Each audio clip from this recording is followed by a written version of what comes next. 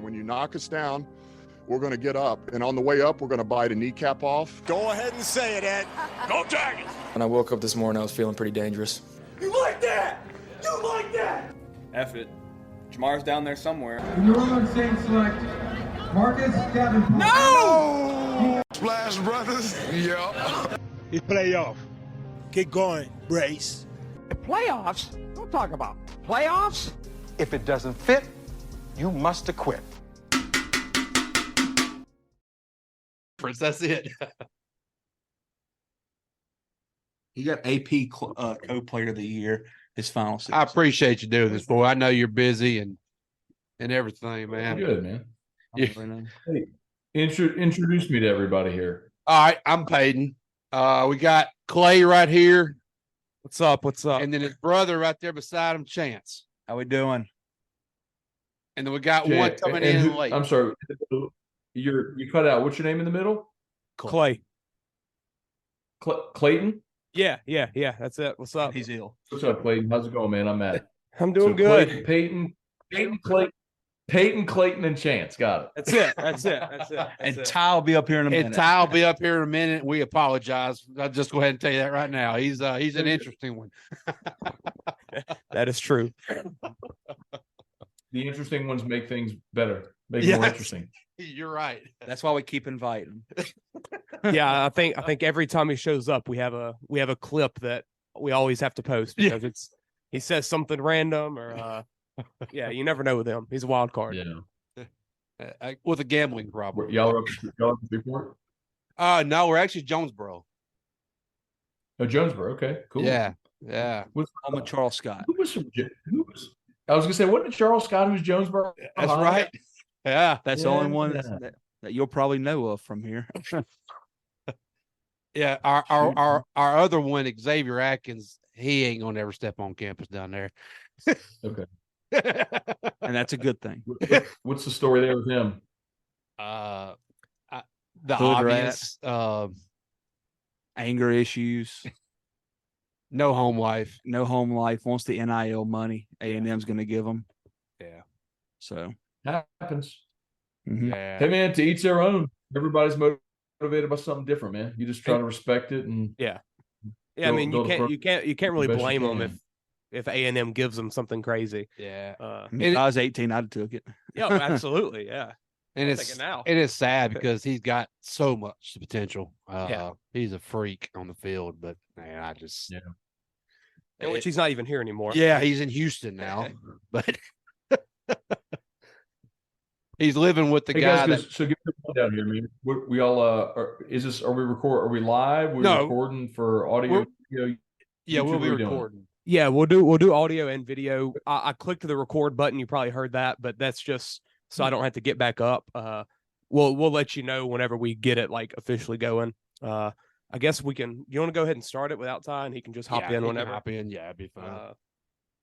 But it won't be nothing crazy. About his career, we'll just ask you questions, probably stuff you've answered a million times. And then Peyton will probably take most of the load. He's the huge LSU guy. If you want to question him on anything, he will answer it. So we'll get it going though. As you can see, LSU room up here. It is literally purple. So I like the UFC banner up there too. Oh, absolutely. Yeah. Absolutely. All right. You want to get this going, Chance? Yeah, I'll clap it. We're gonna have Drew come in for a minute. He cracks me up.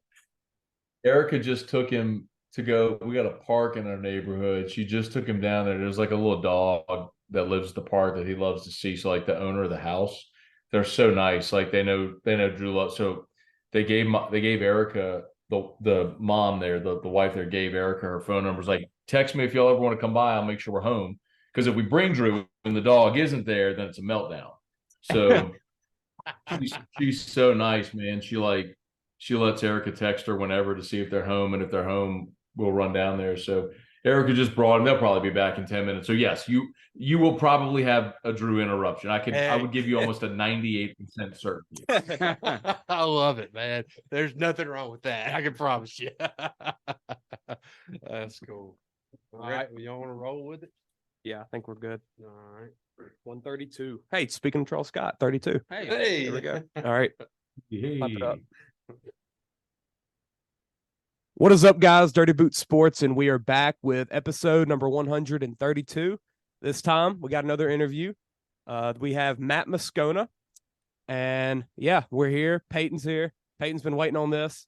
We got Chance. Ty will be showing up soon. You'll see him come in. I think Peyton's been waiting a year for this. Yes, pretty much. But yeah, Matt, tell everybody who you are and introduce yourself a bit. What set you represent? I'm Matt. I've done sports radio in Louisiana since 2007. If you can spell my name, you can find me on the internet, man. I'm pretty blessed. I got a good gig. I'm based out of Baton Rouge, but syndicated all over the state, except where y'all are. So any Shreveport, Monroe, North Louisiana affiliates interested would love to be carried up in the 318. But no, I always say, man, I got the best job in the world. They pay me to sit on my butt and talk about sports, and I make a good living doing it. So as long as they keep paying me, I'll keep doing it. Yeah, I mean, speaking of spelling the last name, I do get that confused a lot. I don't know if it's M-A, M-O. I feel like every time I text it to Peyton, it's something different. So I got to get that. I got to get that down. Happens all the time, man. I always just tell people it's like a breakfast scone, like Moscona. But yeah, man, if you can spell it, you can find me. I'm everywhere. Absolutely. Speaking of everywhere, tell everybody you have so many different shows now. I feel like you do with all your different podcasts and with all over Bob my TikTok. Yeah, it's all over Chance's TikTok. I love it. Yeah, just tell everybody all the different ones you do. Well, media is interesting. I mean, us sitting here doing this, guys, is a great example of just the evolution of the industry. I mean, I'm 41 years old, and I went to LSU for journalism, and always knew I was going to do broadcast. But I started in May of 2003 thinking I wanted to do news radio. And what's so interesting is, even in my relatively short amount of time in media, which, it's 20 years now, but in the grand scheme of the industry, it's a blink. We've seen massive evolution. The gatekeepers don't exist anymore. It used to be that if you wanted an opportunity to be on air, to be a columnist in a newspaper, like somebody had to retire or die, and then someone had to deem you worthy. So I always say it's interesting because, the sort of the catch-22 is that it's the best time in media because the gatekeepers don't exist. Guys, you have a show that has worldwide distribution. If you have an internet connection and a phone, you can have worldwide distribution if you're good enough. If you're good enough, you can win. But the flip side of it is, because the barrier to entry has never been easier, it's harder now to stand out amid so many voices.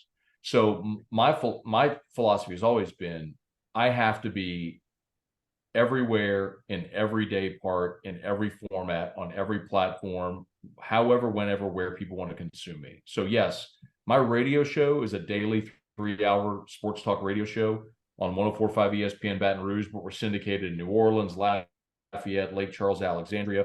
We stream the show live on YouTube. We stream live audio. We post-produce video clips on YouTube. There are people who have no idea that I'm a radio host. There are people who, like, I literally had this happen last Sunday.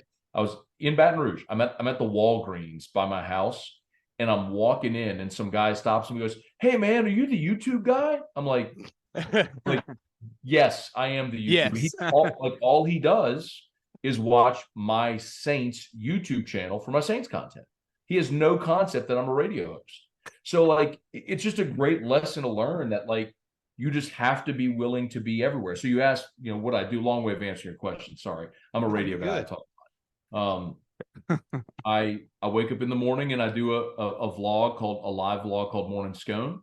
That's live on my YouTube and Facebook channel. It's usually around 7:30 Central Time. I've done that over 2,000 days consecutively. I've never missed, literally never missed a day. I don't think I have either. Podcast called LSU Daily, which drops every weekday, which is basically just LSU content from my radio show. I do the show 3 to 6 afternoons. Wednesday nights, I do a show at a restaurant with T-Bob Bear called Scone and Tea. We do our post-game show at a cigar bar called Whiskey and Wine. And that's scratching the surface a little. There's a ton else I do because I post-produce everything on TikTok and Instagram and LinkedIn and everywhere else. But the reality is, if you're not there when somebody wants LSU content, Saints content, whatever they're looking for, if you're not there, somebody else will be in their feed. So I'm always going to be in everybody's feed. Yeah, I absolutely love the names. Those are very clever and definitely something that sticks out. Yeah, I guess Chance just looks at you as the TikTok guy. Yeah, I didn't know you were a radio host either. I thought you used to be a radio host. All good, bro. Like Chance, like I don't take offense at that at all. Like I never assume that people know who I am or what I do. And I've been doing this for 20 years and I've had a lot of success. Like, name an award, I've won it. I'm syndicated in markets that no radio host in this state's ever been syndicated in. Bro, I've had a lot of success, but that don't mean nothing, man. Yeah. Yesterday doesn't mean anything. Tomorrow is what matters. Yep. Because you guys, let's say you guys go viral and all of a sudden everybody says bleep Moscona, I'm going to start watching Dirty Boot. Okay. Well, that's what, congrats. Hat tip. So it's my job to make sure y'all don't take my job. We'll have you on every now and then. Yeah. and I the also like whiskey. Yeah. Well, speaking of whiskey, the Whiskey and Wine show is phenomenal. Like, my buddies will be texting back and forth during an LSU football game, and we'll be in the middle of the game and we'll be losing. And the first text I'll get from one of them's like, I can't wait to hear Whiskey and Wine tonight. Like, that's all we're talking about. It's incredible how sticky that show is. Like, it makes sense, because the concept is, for those that don't know, like T-Bob, who played at LSU, and we do a post-game stream at a cigar bar, and we basically smoke cigars, drink whiskey, or he drinks mezcal and smokes cigars and cigarillos and his weed pen and basically everything else, because he is I don't know how his body, he is an alien. Like, I don't know how his body withstands. Yeah, he is a one of one for sure. But but then we talk about the game. The whole concept is we want it to sound like when you and your buddies are sitting at a bar talking about the game. Exactly. So that's what we do. It's been incredibly popular. And y'all sound exactly like that. And my group messages are basically y'all on a show. Like, I mean, it's phenomenal to watch, and it's always gets us excited. Win or lose, we're ready to watch. It actually makes the losing help a little bit. So I'm watching. The biggest, if anyone is interested, go check out, if you have any appetite to do so, the 2021 game when LSU lost at Kentucky. That was a game where Kayshon Boutte broke his leg, and it was just LSU got steamrolled by Kentucky. It was the bottoming out of the Ed Ogeron era. Like, it was rock bottom. That post game show, T-Bob was drinking double mezcals the whole game.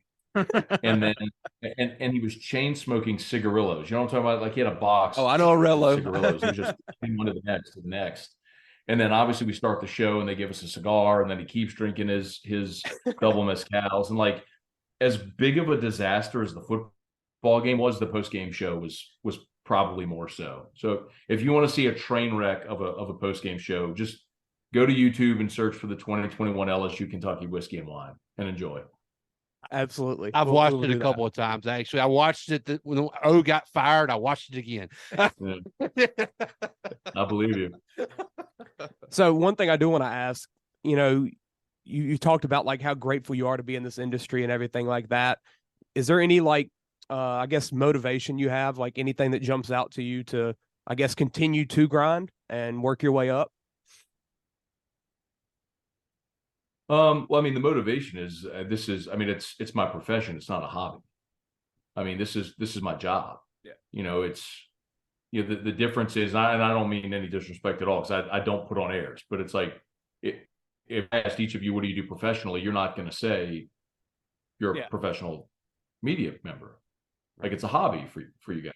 And I'm sure the goal is get it to a point where it is something that you could do more full time. For me, like, brother, I got a mortgage like y'all do. I got a kid who goes to school. I got a special needs kiddo who as doctors and therapists. I'm married, and this is my job.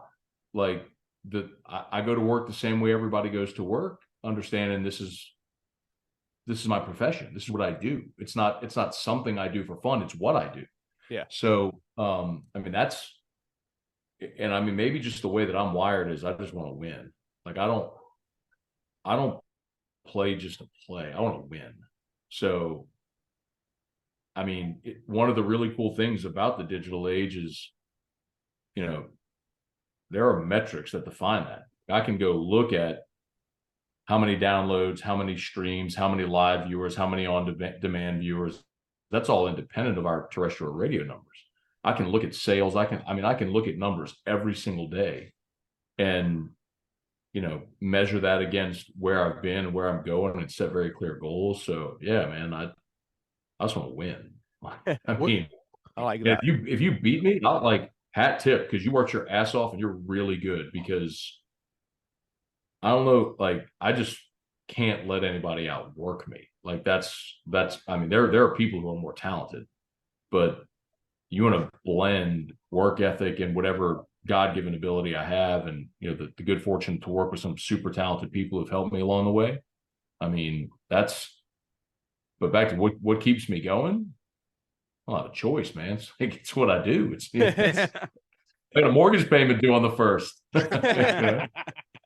Was there a moment or a person that made you feel like, okay, I can do this, or I've made it, or something like that? Was there a show or something that maybe helped you just bolt up to where you are now? No, I don't know that if what you're asking, was there a viral moment that sort of catapulted? I don't think so. I think it's what most people don't realize. I mentioned Moscona a bit ago.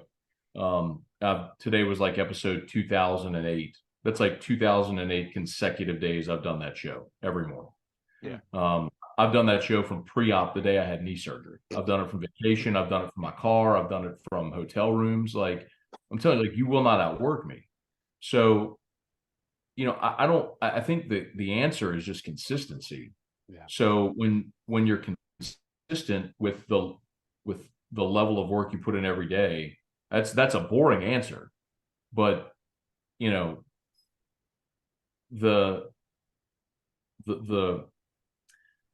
I'm trying to think if there even is someone who's just an overnight media sensation. Maybe the closest thing to that could be a guy like Pat McAfee.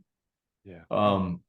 He's just super entertaining. He gets it, Yeah. So, but if I'm going to go back, and I don't know if this is exactly what you were asking, Peyton, but I'll answer it this way.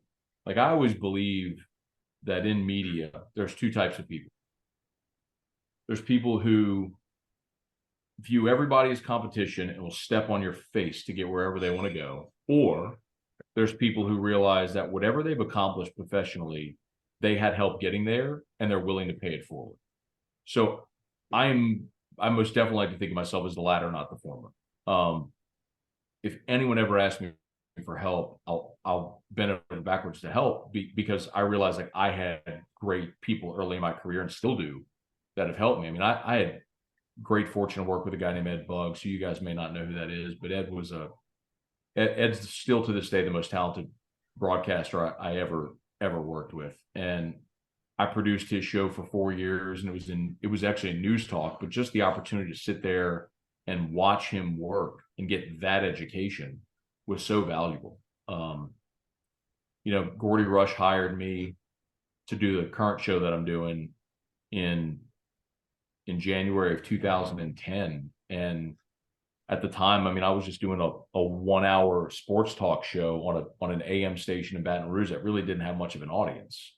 But he saw or heard something in me and was like, yeah, I like that. We can work with that and build around that. So I'm very grateful because I've had great people around me that have helped me grow and develop, and they've also helped provide opportunities for me that I've been able to take advantage of. I like that. Your mindset really stands out, and you can tell that it's part of why you're here. I like that a lot. Chance, you got any questions? No, I'm here to watch Peyton talk to him. All right, Peyton, take over, man. Well, I mean, I Let's guess get we're into the gonna- LSU talk. I- Let's talk well, about LSU. Before we get to LSU, let's because Hey, Chance. Wait, Chance. Are you a tech guy? No, I love LSU. I'm here to Okay, I watch just saw the Peyton work. Tech flag behind you. Oh yeah, I went to Tech, so I just yeah. assumed. No. Hey, actually, I talked to Sonny Cumbie last week. He's a great dude, man. I'm pulling for him hard. We're supposed to be getting them on one day. Yeah. Peyton's got a hookup somehow. I met him actually. I got his number. Yeah. Yeah. But hey, no, he's not one of those Tech fans that is Tech and LSU sucks. We have No. We support all. Yeah. We support all. No, they just gave me my degree. We don't No, man. support ULL. That's our one. So let's get to the topic because I don't say you got me fired up this morning on Morning Scone. I get where you're coming from, and I know that it's the way to go, but with the realignment of everything right now, you talked about basically the smaller sports going away. That hurts me a little because I played college golf, so like I'm in one of the smaller sports. I know it's not making money. I know we lose money on that. Well, the one thing I thought about when you were talking about that today, why can't we're moving all around because of football. We're not doing it because of basketball. We're not doing it for why can't we keep the smaller sports where they're at now in the conference and just do this for football? Is that I mean, something possible? So I think that's what's gonna happen eventually. So I think, to be clear, to be clear, I don't think we're gonna regress and see the Pac-12 recreated with as it was. But I think what's gonna happen specifically with football is, and guys, this isn't like, Peyton, I guess you know this because you've heard me say it, but for the benefit of the audience and you guys, this isn't something that I've just started spouting out based on what happened this week. Like I have for years said that we are headed for an inevitability in college football where we are going to have not conferences. We are just going to have college football, just one entity, whatever you want to call it, kind of like the NFL. Or like, I know people hate hearing that, but what I mean is there will be the 40 or 50 invite only football schools, and it'll be essentially these 40 or 50 that get together and they go negotiate their television rights together and go create a championship format together. And the rest of the country goes and plays its own thing. If it's, call it what you want, currently, the group of five or levels, I don't care how you structure it, but I think ultimately it's going to happen. But eventually all of the conferences will still exist for the benefit of the other sports to have some functionality and some structure around them. Because I mean, that's what the NCAA was founded for. People don't realize this, but like the NCAA was founded as to organize championships. I mean, that's the functionality of the NCAA 100 years ago was. So, I mean, like when every sport has its championship, you get that brown, some of those like tall brown trophies. Yeah. There isn't one of those for football. There isn't one for football because the NCAA doesn't govern the football's postseason. They've already broken apart their postseason independently. It's only a matter of time before they do the entirety of college football just independently. So that's thought about it like that. That's gonna happen.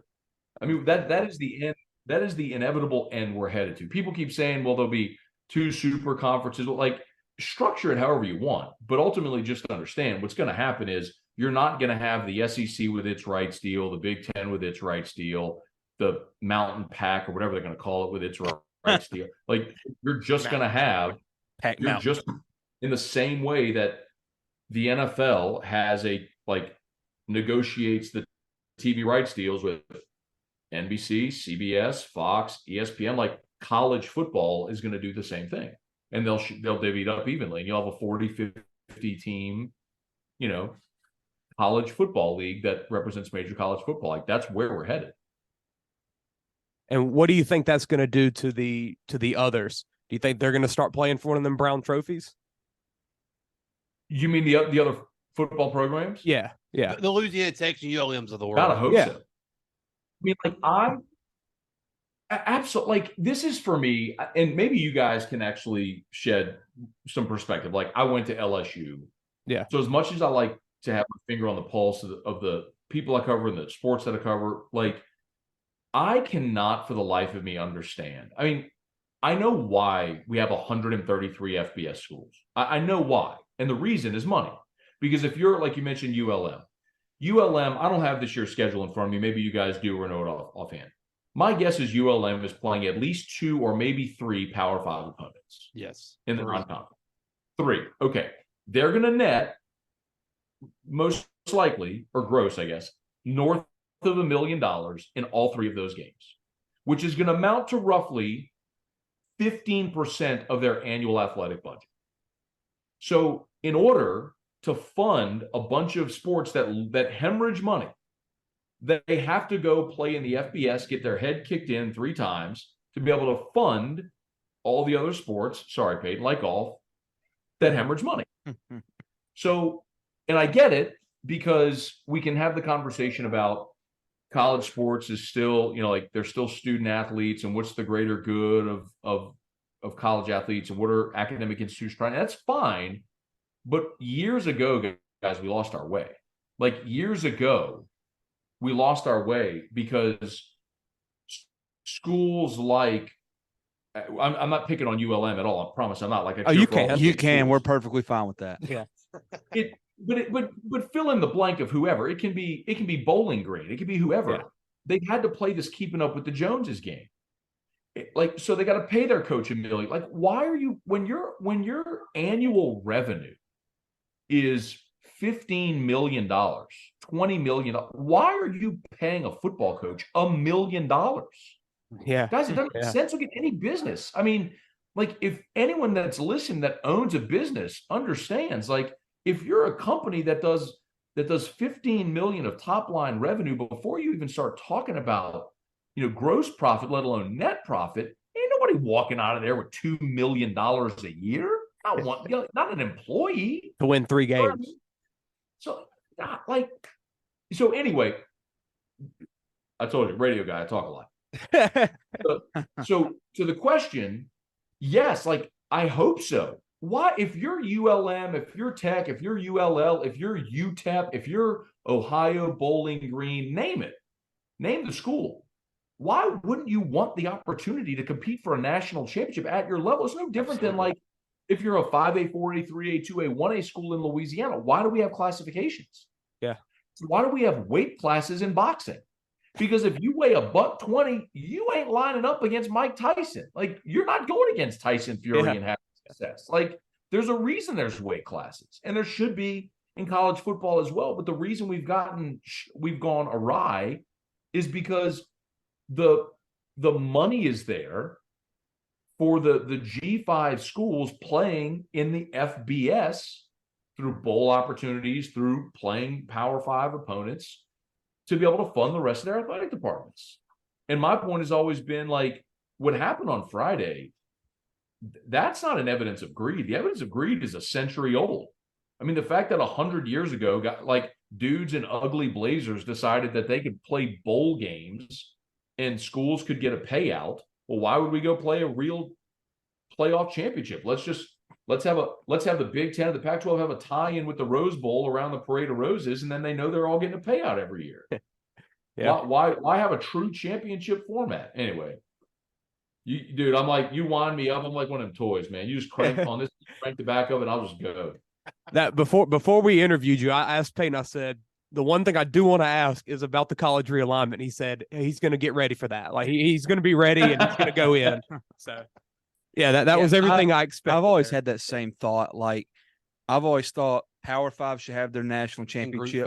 Group of 5 has one that FCS has there, and then D2, 3, whatever, all the way down. I mean, Tech will never win a national championship in football. Yeah, well, and never, with Tech, ever. With Tech, like, we go into the season and we know if we win every single game, they're not going to make the national championship. No, yeah. And like and then you get excited for the Auto Care New Orleans Bowl or something. Like, I don't care about that. I want a national championship. Or the Independence Bowl. Or the Independence Bowl. Bet the over. And that's what you do. It is the greatest fundamental absurdity. Like college football is, guys, listen to this. In the history of mankind, go back to the Romans when they used to fight in the Colosseum naked against each other, like fight to the death. Up until now, in the history of mankind, there has never been a sport where you can literally win every game you play. You can win them all, and you don't even get a chance to play for a championship until college football. Yeah, like college, and I'm passionate about it, guys, because I love it. Like we're having this conversation because we all love college football. Yes, like, yes. I love college football, but like we love college football in spite of itself. Absolutely. And the powers that be in college football have taken advantage of the four of you and me and our passion for the game for a century. And it's coming to an end. And part of that impetus was NIL, because the free labor finally pushed back and we're like, yeah, we're not doing this anymore. And that was the first domino of the fall that has started this whole chain reaction. And it's going to be a great thing, because what's going to happen is we're going to end up getting great, like, guys, with respect, nobody wants to watch LSU play Grambling this year. Nobody wants to see it. Well, we have a giveaway, so then people better want to. Yeah, we're giving away 2 tickets. Guys, like, it's a game in Tiger Stadium, and I get it. Like, there are Grambling fans who are going to like seeing their team play. But like, and the my band. point is, would you rather watch LSU Grambling non-conference or LSU bring in Ohio State non-conference? Yeah. Like, dude, there's a difference. Even Ohio State. Let's just go Ohio. Well, that's true. but even Ohio, like, well, you know, all I mean, I know, Matt, is the Golden Band from Tiger Lance not gonna be the best band in Death Valley that night. That's all I know. That is true. That is true. So I don't know if this is a controversial take on that, but I'll push back a little in this respect. It probably is. There are coexisting realities. In the same way that you can be the greatest country music artist of all time and the greatest rock and roll artist of all time, like, you can both be great at what you do, but then it just becomes a matter of like personal preference. What do you want? Like, LSU is a traditional military style marching band. Grambling is just a hell of a lot of fun. So, like, what do you like? What do you want to watch? You know, like, I hate country music. You could bring me to, who's the greatest country artist of all time? Clint Black? I don't know. Who, like, I would hate my life to do that show. Negative. I'm with you on that. George Strait. I don't. Come on, whoever. Dude, Garth Brooks. Kenny. Name, I don't know. I would be miserable at that show. You bring me to, I don't know. Bring me to go see Beyonce. Bro, I'm gonna have the time of my life. You know what I mean? So, anyway. Hey, Matt. This is Ty, by the way. Yeah, Ty. Ty? How you doing? Hey, Ty, what did you grab out of the fridge? Sir? What did you grab out of What did you grab out of the fridge? Oh, a water. Huh.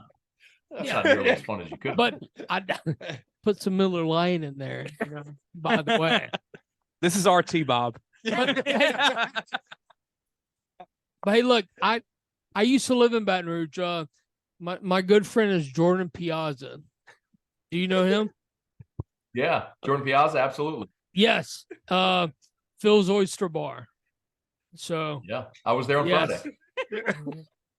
You don't think he hasn't been there and probably knows? No. I just like to name drop.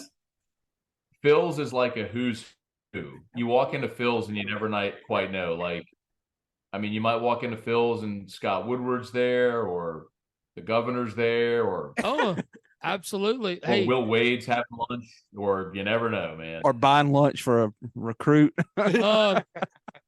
Dude, when Charlie Weiss was at Notre Dame, when he was coming down, like I met Charlie there, Jamarcus Russell there.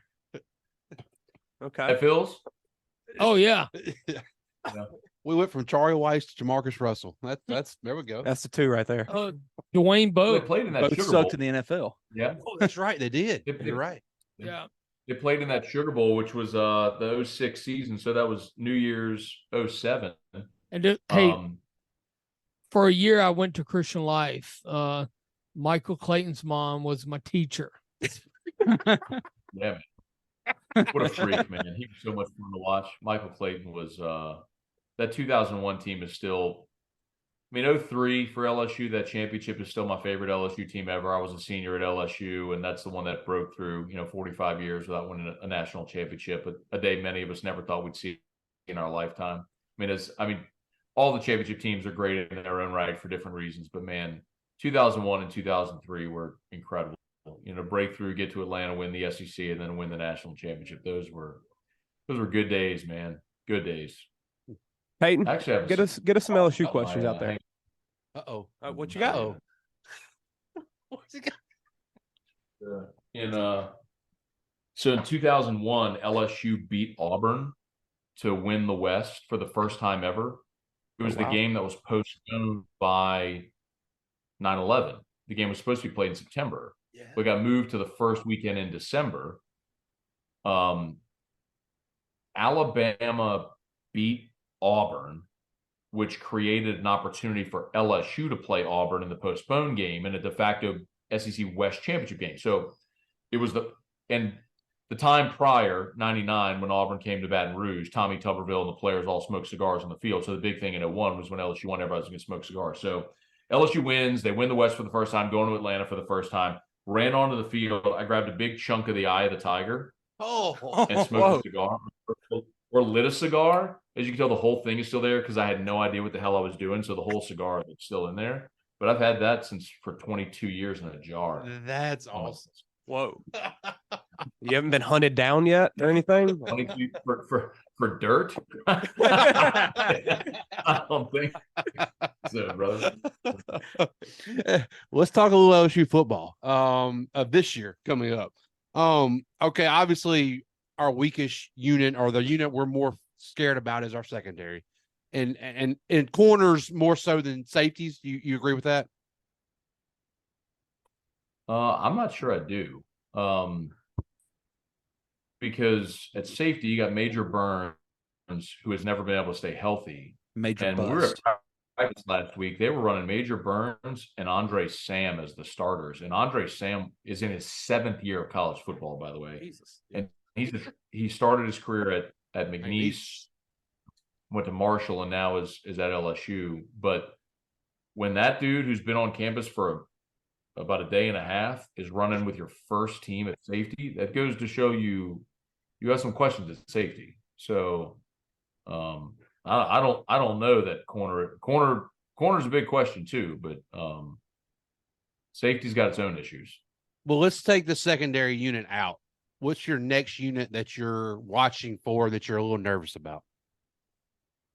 Edge rusher. Okay, that was my next question. Yeah. So they, how do you replace B.J. Ojolari and Ali Gay? Yeah. Harold Perkins is magnificent. They're moving him inside. He's going to play inside backer with Omar Spates, the Oregon State transfer. But somebody's got to step up at both end spots. So one of the guys that when we got to see him last week, Ovie Agofu was starting at the jack linebacker. That's where Ojolari played last year. Ovie Agofu is a wild story, guys. He started his college career at Notre Dame under Brian Kelly, transferred to Texas, and now is playing for Kelly again at Notre Dame. So his helmet wall is Notre Dame, Texas, LSU. That's pretty good. That's a pretty good helmet. Solid. Yeah, solid. It's not bad. So Ovie Agofu was running first team at Jack, and then Savion Jones was running first team like at that big end spot where Ali Gay was last year. But, man, they just got a ton of production they got to replace. Somebody's got to be able to step up and rush the passer. So, but Savion Jones going to make that next step? They got a lot of talent. Who's going to do it, Is Savion Jones going to take that next step, you think? He looks the part. He has the body, and he looks good coming off the bus. But I just don't know if we'll see the production like we want to see from him. I hope we do, though. Yeah, he looks good. Yeah, I think – and even I don't have his stats in front of me from last year, but even last year when he played, he was productive. he was just behind, Ali Gay, who was such a great player. But yeah, I think Savion looks great. And then, who's going to line up behind him is interesting. Deshaun Womack was the highest rated signee in this recent class. And I thought they were going to play Womack at that jack spot, but they're playing him at defensive end behind Savion and Quincy Wiggins, who was here a year ago, in his second season. They're looking for big things from him as well. They've got, look, it's LSU. Like they've got dudes that are giant, tall, athletic dudes with arms like pterodactyls, and they jump like gazelles. There's just LSU. They got a whole bunch of really talented dudes. It's just a matter of they coach them up. Can they exist within the scheme? Can they make the right plays at the right time? That's going to be the big question for this team. But man, when you look at fewest question marks against a manageable schedule, LSU checks a lot of the boxes. The hype this year is warranted. I understand why people weren't LSU a year ago, but they answered a lot of those questions and have supplemented that roster nicely. Omar Speights, it kind of excites me. He just looks like an SEC linebacker. Got a lot of experience too. And beside Harold Perkins, I think that could be a real good duo for us back there. I hope he really blossoms and has a great year. Yeah, he was a 3-year starter at Oregon State. And he was all Pac-12 last year. So that's a guy who, you lose Micah Baskerville, who was your leading tackler last year. So you need someone to come in and be 100 tackle guy in the middle of your defense. Yeah. You need someone to be that Micah Baskerville, Damone Clark, whoever that guy is going to be. And I think in time that's going to be Harold Perkins. Hell, it may be this year. He's a freak show. But Spates is one of those guys that like day one, he's out there taking the first rep of every linebacker. He wears number 1, incidentally. It's weird to see a big linebacker. He's a big kid too, a big linebacker like that wearing number 1. But you can tell he's even got like this big old beard. He's got this gigantic, like big bushy beard. Like he looks like an old man, not old, but like a grown man on the field. It's funny, guys. You cover the sport long enough. It's one of the weird discrepancies or disparities you see is you from the stands or on TV, you watch these enormous humans, and then you go on the field or you go to Mediaville and you meet these players and they're children. They have baby faces and they're 18, 19. They're young people. But then you look at a guy like Omar Speights and you're like, damn, bro, you getting Social Security yet? He's just old. That's wild. Let's move to the offensive side of the ball. Obviously, the offensive line is, could we say it's probably one of the best offensive lines we've had in the last, how many years? Our 2019 line was good and sent players to the league. I'm not sure how great it feels like this one has star power. Yeah. It's got the names. Yeah, Joe Burrow kind of helped that offensive line get through that year. We did an LSU offensive draft, and our O line we were struggling to fill out O linemen. Yes, and it all time. It feels like all time. Yeah, that feels like a unit that LSU's kind of we've had guys that were good at LSU, but were never superstars for the nation, I guess you could say. Yeah. It's weird because, y'all know this, y'all are here, but Louisiana produces great skill guys.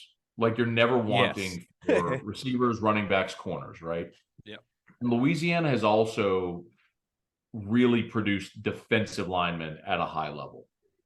From Mason Smith to Chad Lavallee to Kyle Williams. Y'all know the list. Yeah. The state's always produced there. It's weird that this state doesn't really produce elite offensive linemen. Every so often a Cam Robinson or an Andrew Whitworth shows up. So one of the benefits that I think LSU has had is that in a matter of 2 years, you've had 3 freakishly amazing offensive linemen and in the state, and you got them all. You got Will Campbell, you got Emory Jones, and you got Lance Hurd. So to get all 3 of those guys on campus is a major hat tip to Brian Kelly. And then the other thing too is he's done a really good job. Like it's kind of amazing how like coaches have their niche, but his has been offensive line and tight end. If you go back to like his time at Notre Dame, that's like he pumps offensive linemen and Notre Dame and tight ends into the draft and into the NFL. And not just like 7th round picks, I mean like 1st round, like Zach Martin. Yeah, I mean, absolutely. So Mike McGlinchey, Ronnie Staley. Like it's just that, or Stanley from Baltimore. Like there's dudes. So I think the job they did developing Charles Turner last year, who looked like he was just going to be a wash, right? Bringing in a guy like Miles Frazier from FIU and turning him into a starter. Yeah, man. I mean, I think it's so wild to look at last year when Garrett Dellinger was the starting center against Florida State. The guy had never snapped a ball in a game in his life. It's wild. They were in fall camp last year, we would go watch practice. They were literally cross-training 5 guys at center. They were trying to find someone to snap the ball. So it's wild that they are where they are now. And in their first 8 games last year, they used 6 different line combinations. So to be at a point where you return 6 of your top 7 guys, the only one gone is Bradford, and you add Mason Lunsford, who has played a 4-year player at Maryland, and then you add Lance Hurd, who's a 5-star. I mean, you feel really good about your entire 2 deep on this team. So, I mean, look, at the beginning of the year last year, y'all, LSU's one of their best offensive play was just, hey, Jalen, run. I mean, it was, or Jaden, run. It was like, because the offensive line was so bad. They're like, I think that offensive line is going to be awesome this year. Yeah. So you got that. You got 8 running backs that they like. Ty going to get another beer. I know you're getting a beer back there, bro. You got to tell me he's getting water. I'm getting water. Well, hey, look, I got a little bet on the CFL game right now. Respect. How we doing? We're covering right now. But you got 1.5? Degenerate gambler right here. There's no judgment whatsoever. Respect. Well, hey, we had a good day at the Wyndham Championship. Trying to let it ride on the CFL. Oh man, and that is why sports exist right there. That's right. Who was the Korean that got top 5? Kyle, not Kyle. Ty. I can't say his name. Hold on. We'll see if Peyton can say his name. Hold on. I've never heard of the guy. Right. Top 5. Yeah. I'm going to try. No, I don't know. It's like I couldn't tell so you. Woo Am or something. I love betting golf. That's awesome. And betting golf leads right to football season. You know what's funny about betting golf? Like, tell me about it. So when COVID happened and everything was shut down, like I got a lot of friends that are like degenerates. They bet on everything, kind of like you. But we'll bet Korean baseball, baby. No, for real. But so like when everything shut down, like UFC and golf were like the first things to come back. And golf, you could play golf because you had social distancing and all that crap. So like they play golf. So I had buddies who were degenerates that had never bet golf that learned to bet golf because it's the only thing they could bet on. So yeah, man, respect. Get out there, get your consensus golf picks in there, man. Oh, don't let nobody golf picks. Dude, I know we're talking about LSU, but we could talk golf if you're ready. I mean, I'd rather not talk golf. Certainly not in the specifics of golf, but Are you sure you don't want to talk about Canadian Football League? Okay, here we go. And they just scored. An. It was the Korean. Byung-Hoon An. Yeah. There we go. Got him. Yeah. Ty, you're no longer covering as of right now. He won a pretty good little bit this afternoon on that man. So wait, Young, could get you some. Got Getting back to LSU though. What do you think about Jaden Daniels? Do you think he's, because looking at the betting markets, speaking of betting, he's I think second for the Heisman odds behind Caleb Williams. And do you think he's going to have that kind of season this year? I do. I think Jaden is going to throw for the second most yards in program history in a single season. Whoa. Okay. I think so. Joe Burrow, who's just like draw a line and never have the conversation again, right? It's like, all right, Joe Burrow is what it is. Like it'll never. Dude threw for 60 touchdowns. 60 in the SEC. 60. Gee, like 56. People ask, like, who's going to be the next Joe Burrow? Nobody ever. Nobody. Stop. He threw for 5,600 yards. That team feels like a dream. 60.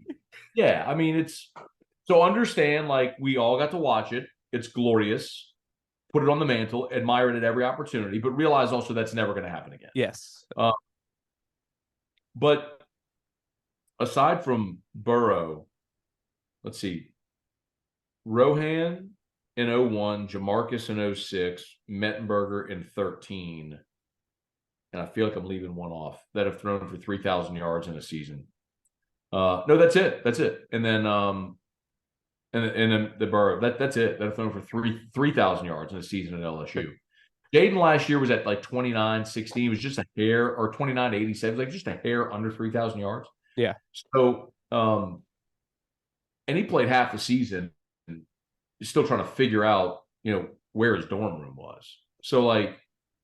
Another year in this offense, another year as a starter, rapport with the receivers. I think Dan's have a great season. And then obviously to win the Heisman, like you have to be a quarterback on a really good team. So a big part of that is going to be like, is LSU going to be the type of team a lot of us think they're going to be? And if they are, then he'll be in that mix at the end.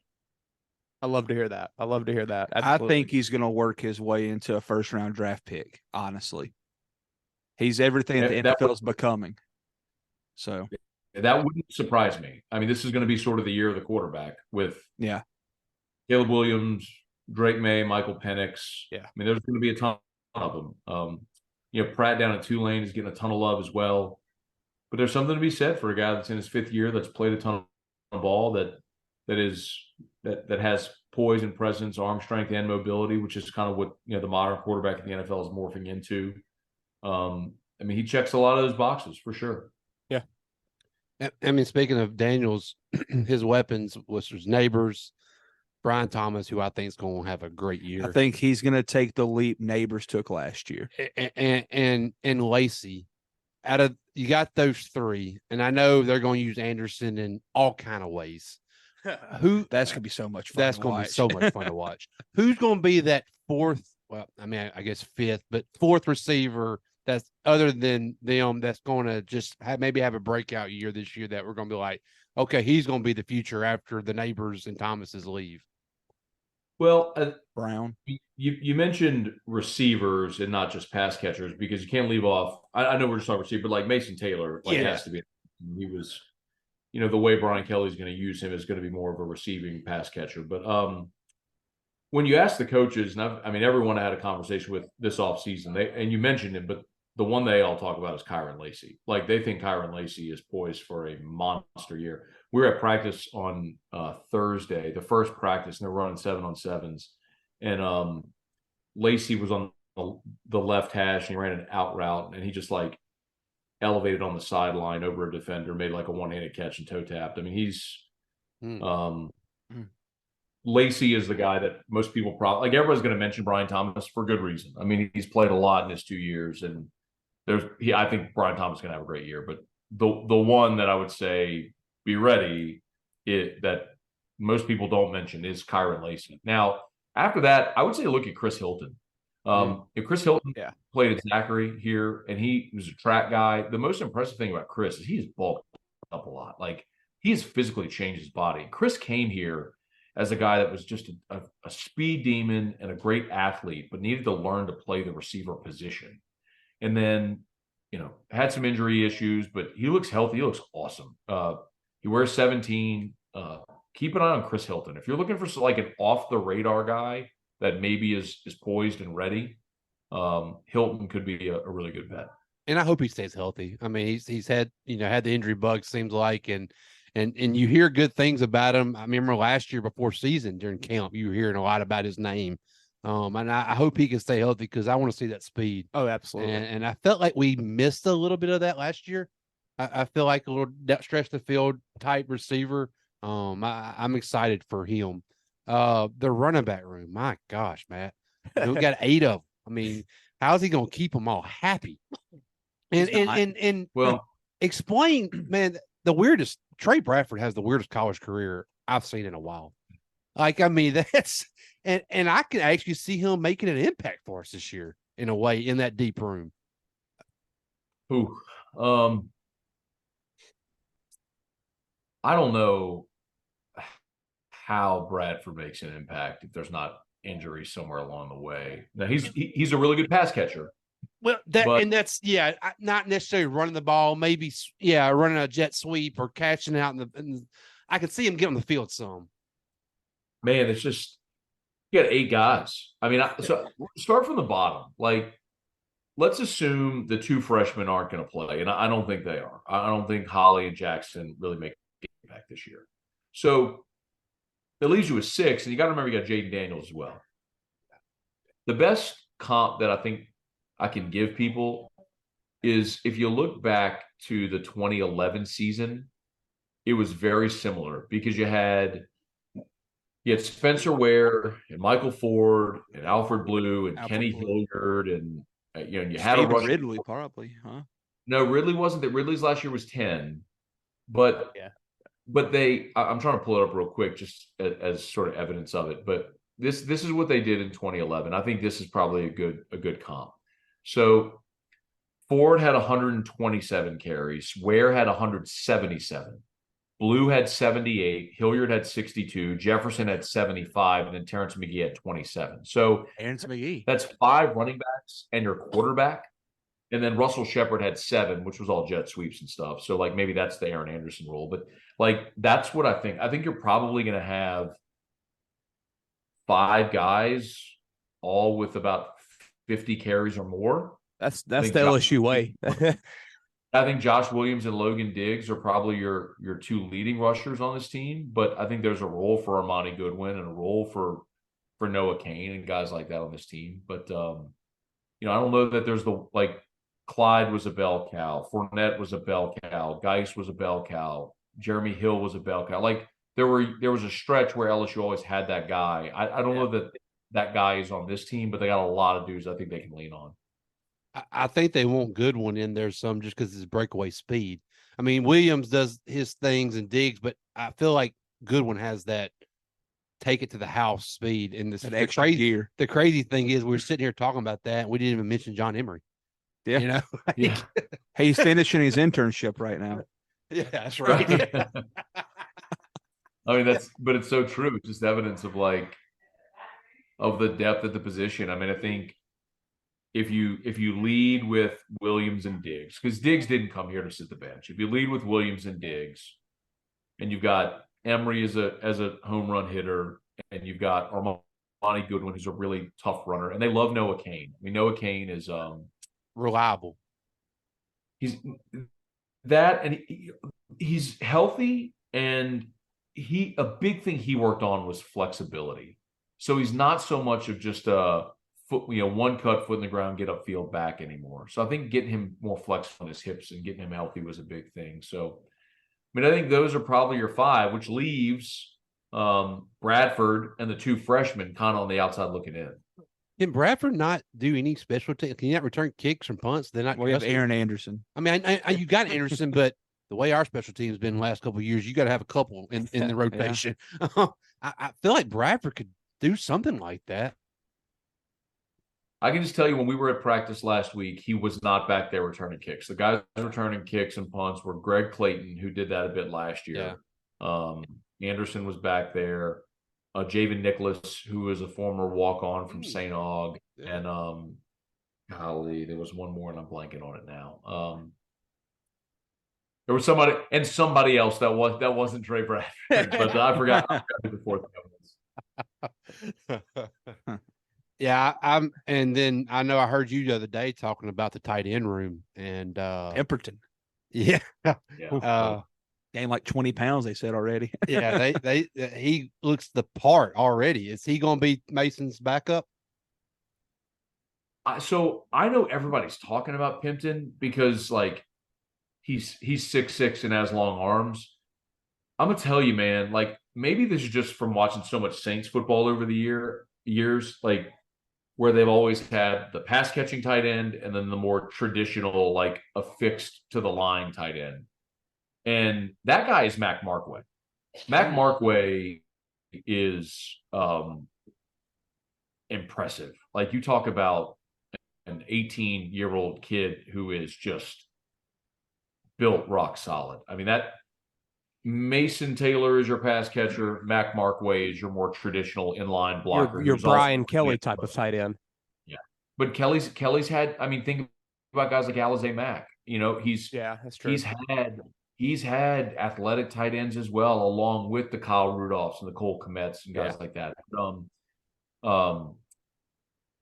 I think the other one that, I mean, look, I'm just telling you based on what I saw going into practice, the first guy taking reps after Mason Taylor was Jackson McGowan, who's number 83. So they're going to figure that out, you know, with the tight ends and how that rotation is going to go. But just suffice to say, they got 4 guys there that are all really, they're young.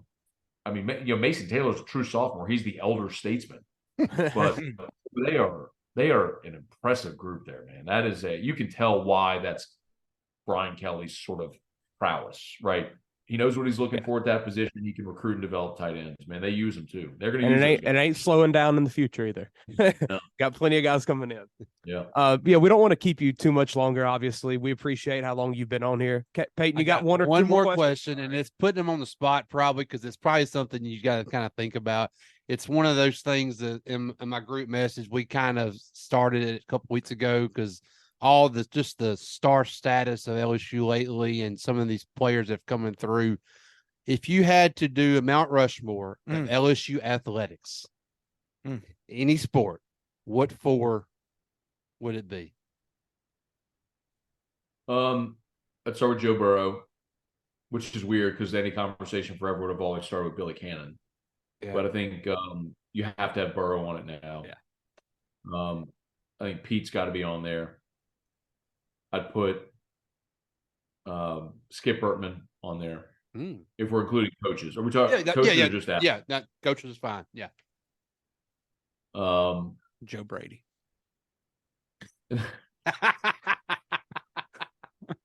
The last one's tough, and the names in my mind are Shaq and Billy Cannon, and I would probably go to Billy Cannon because he was the first great. That's where every conversation started forever. So I think it speaks volumes about LSU and the amount of history and tradition through the program where a guy like Shaq wouldn't be on a list like that.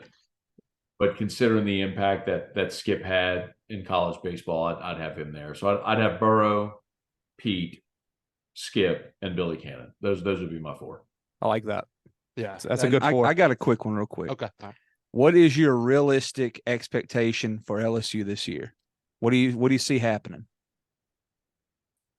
I think they go 11-1, and I picked them to win the SEC. I always look at. I told you it was going to happen. We almost got to the end, but here it comes. Yes. Come say hi. Come say hi. What's up, bud? Come say hi to everybody. What's up, dude? Peyton, we almost made it, man. I knew his name is Peyton. What's up, man? What's up, man? Hi, Peyton. Oh, he's done. Oh, he's bye, bud. He gone. He gone. Yeah, he gone. As long as he's inquisitive. As long as he can see what's going on, and then he's good, then he's gone. So, no, I when I go into a season, I always look at who has the fewest amount of questions against the most manageable schedule. And when I look at the SEC this year, I think this is the worst quarterback year in the league since 2014.